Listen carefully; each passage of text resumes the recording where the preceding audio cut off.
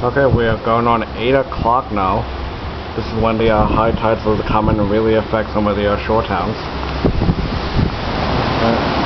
The wind is just really whipping around really strong here right now.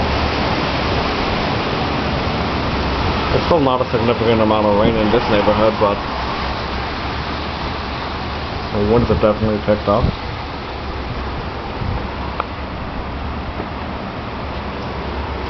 And there's pretty much nobody outside anymore.